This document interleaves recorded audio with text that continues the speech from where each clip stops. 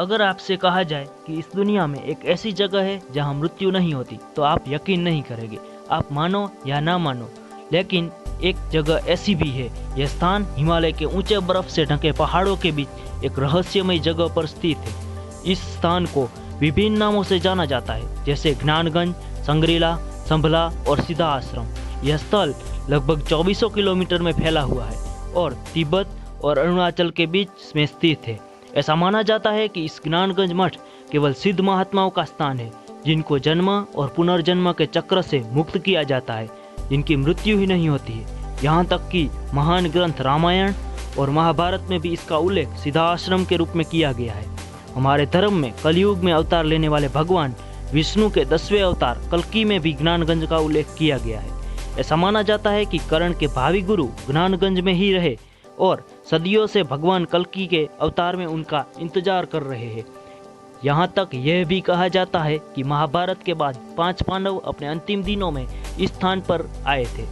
इस जगह पर पहुँचने का रास्ता हिंदू धर्म के कई धर्म ग्रंथों में दिखाया गया है, लेकिन आज तक कोई भी इसे हल नहीं कर पाया है। यह स्थान तिब्बत के लोगों के बीच भी बहुत प्रसिद्ध है। बौद्धों का मानना है कि भगवान बुद्ध ने अपने अंतिम दिनों में समय चक्र यानी कि समय के पूरे विज्ञान को समझा और फिर वे इस जगह पर आए थे। तिब्बत के लोगों इस जगह को संभाला भी कहते हैं। संभाला का अर्थ है खुशियों का स्रोत।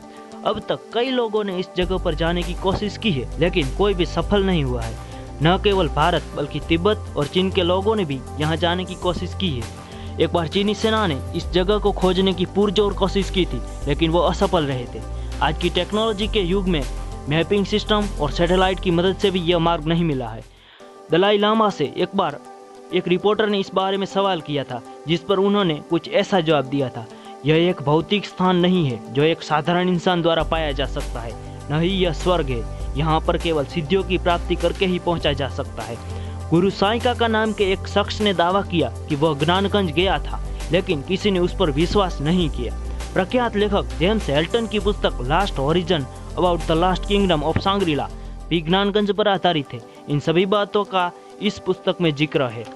यह कहते हुए कि लोग ज्ञानगंज में अमर हो जाते हैं, कई वैज्ञानिकों ने इसके समर्थन में कहा कि मानव शरीर के लिए एक निश्चित आयु के बाद नई कोशिकाओं का बनना बंद हो जाता है, इसलिए यह मृत्यु का कारण बनती है।